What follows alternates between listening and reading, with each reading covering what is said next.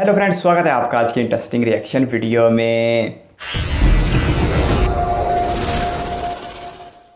शुरुआत में व्यापार यानी कि ट्रेड सोने और चांदी के सिक्कों के जरिए से होता था। फिर उसके बाद मेटल कॉइन्स आए और फिर उसके बाद पेपर करेंसी की इन्वेंशन हुई और आज के समय पूरी दुनिया पेपर करेंसी से ट्रेड कर रही है। आज के समय हर देश की अलग पेपर करेंसी है। आज के समय किस देश में क्या इकोनॉमिक सिचुएशन चल रही है, देश डूब रहा है या तरक्की कर रहा है, वो आप उसकी करेंसी की वैल्यू को देख के ही समझ सकते हैं। जैसे कि पाकिस्तान और श्रीलंका में क्या हालात हैं, वो आप उनकी करेंसी को देख के ही पता लगा सकते हैं। वहीं अमेरिका आज एक सुपर पावर अपनी करेंसी अमेरिकन डॉलर के चलते ही है।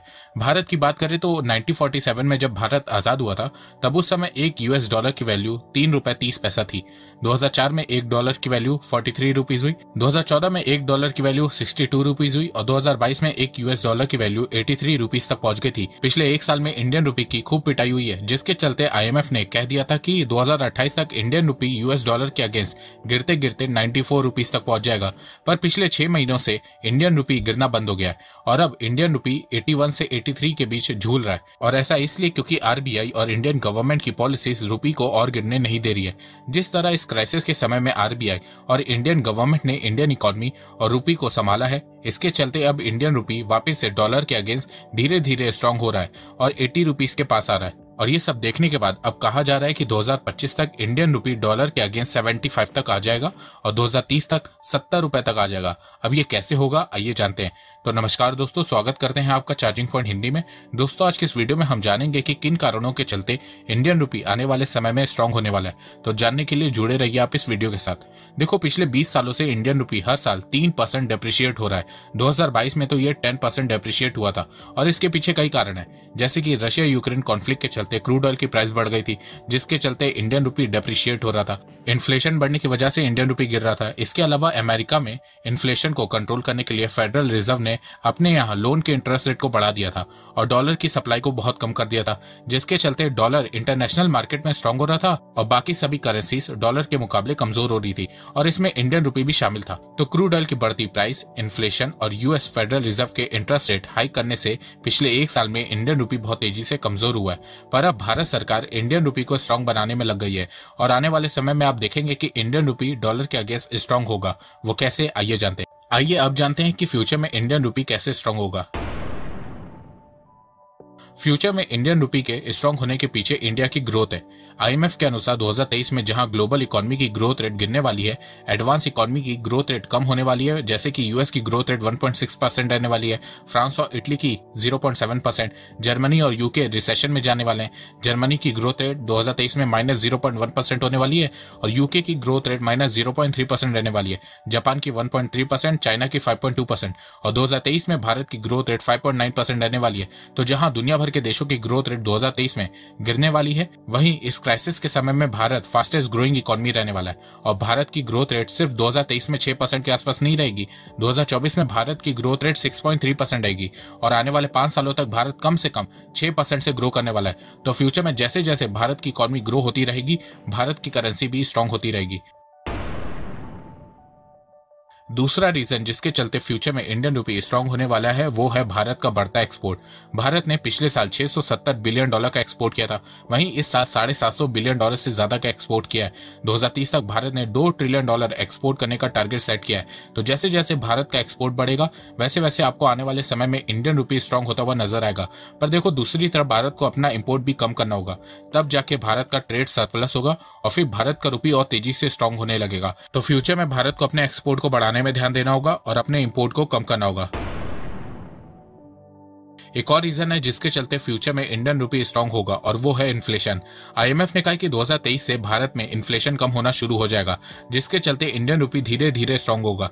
देखो, इन्फ्लेशन और करेंसी के बीच बहुत स्ट्रांग रिलेशन होता है। अगर करेंसी वीक होने लगती है तो देश में इन्फ्लेशन तेजी से बढ़ने लगता है, जैसे कि आप पाकिस्तान और श्रीलंका में देख सकते हैं। वैसे ही अगर इन्फ्लेशन बढ़ने लगता है तो करेंसी वीक होने लगती है। तो करेंसी को कंट्रोल में रखने के लिए सबसे पहले देश अपने यहाँ पे इन्फ्लेशन को कंट्रोल में रखते हैं। अगर किसी देश में इन्फ्लेशन 2 से 6% के बीच होता है तो उस देश में हालात सही रहते हैं। पर अगर इन्फ्लेशन 6% से ज्यादा होने लगता है तो फिर उस देश की इकोनॉमी को लॉस होना शुरू हो जाता है और करेंसी की वैल्यू भी इंटरनेशनल मार्केट में गिरने लगती है।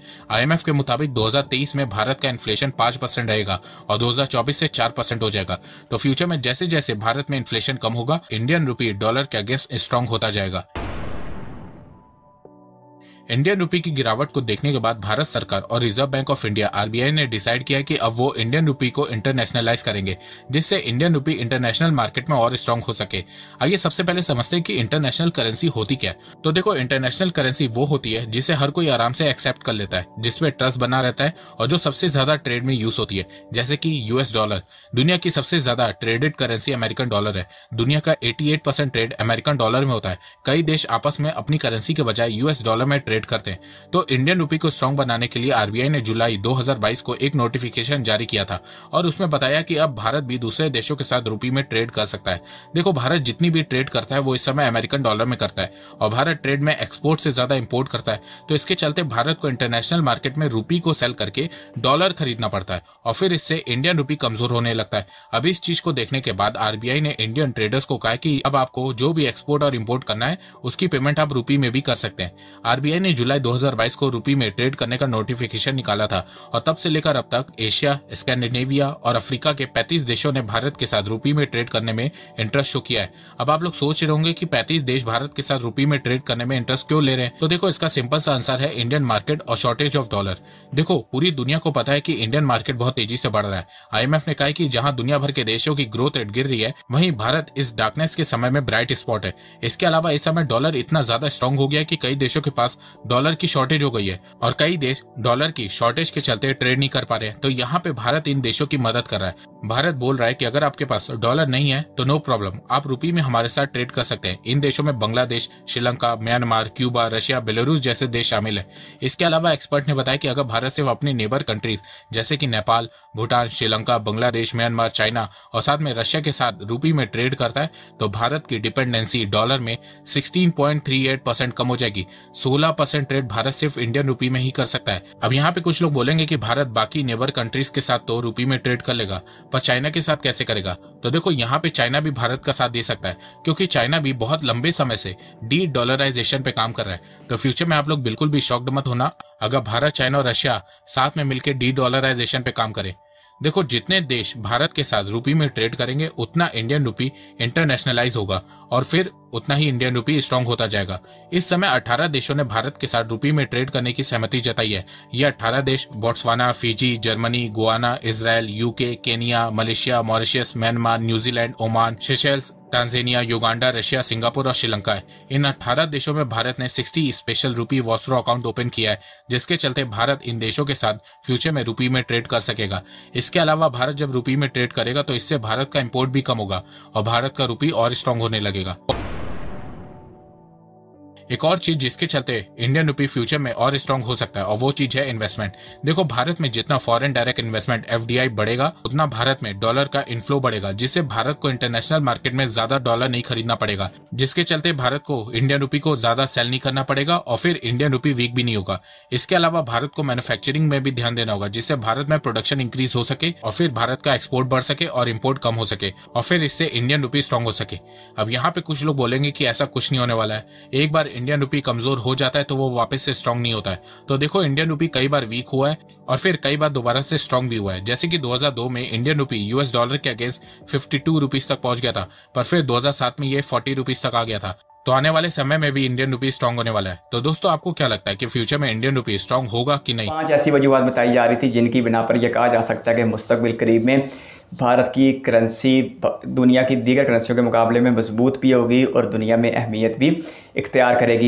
एक्सपोर्ट का कहा जा रहा था और भारत में एक्सपोर्ट वाकई बहुत तेज़ी के साथ बढ़ रहे हैं। 2021-22 में $680 बिलियन थे, जो 2022-23 के फाइनेंशियल ईयर में बढ़ के $750 बिलियन से भी ज़्यादा निकल गए। वैसे पिछली कुछ वीडियो में $780 बिलियन भी सुनने को मिल रहा था और मोदी सरकार ने $800 बिलियन का टारगेट रखा था।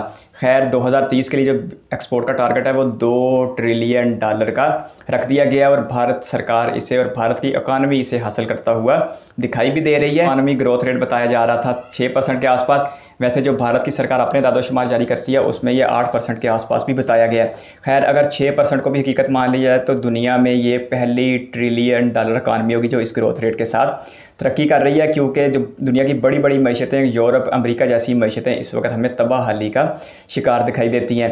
फिर एक और वजह ये बताई जा रही थी कि दुनिया के बहुत से ऐसे ममालिक हैं जो अब भारतीय रुपए में तजारत करना चाहते हैं, क्योंकि दुनिया भर में जिस तरह डॉलर की शॉर्टेज हो गई है। फॉरेन रिज़र्व जो अमेरिका का फॉरेन रिज़र्व है उसने जब से इंटरेस्ट रेट बढ़ाया है, तो दुनिया भर के जो डॉलर रखने वाले मालकान हैं वो जाके अमेरिका में सरमायाकारी करते हुए दिखाई दे रहे हैं, जिसकी वजह से दुनिया में डॉलर की बहुत ज़्यादा कमी हो गई है। और दुनिया के बहुत से मालिकों को डॉलर्स की कमी का सामना इतना ज़्यादा संजीदा हो चुका है कि मईशतें तबाही के दहाने पर पहुंच आई है। लेकिन बताया जा रहा था कि अब दुनिया के तकरीबन 30-35 ऐसे ममालिक हैं जो भारत के साथ भारतीय रुपए में ट्रेड करना चाहते हैं, और चीन भी इसमें शामिल हो सकता है, रशिया भी शामिल हो सकता है। रशिया ने तो जब से यूक्रेन वार शुरू हुई है उस वक्त से भारत को दावत भी दी हुई है, और चीन का तो ये वैसे ही मंसूबा है कि दुनिया को डॉलर से पाक करवा के अपनी करेंसी युआन को दुनिया की मजबूत तरीन करेंसी बना रहे हैं। इसके साथ साथ कहा जा रहा था FDI का बताया जा रहा था, फॉरेन डायरेक्ट इन्वेस्टमेंट, जो पिछले साल भारत में रिकॉर्ड आई थी तकरीबन 80 बिलियन डॉलर के आसपास या शायद 100 बिलियन डॉलर के आसपास एक साल में FDI भारत में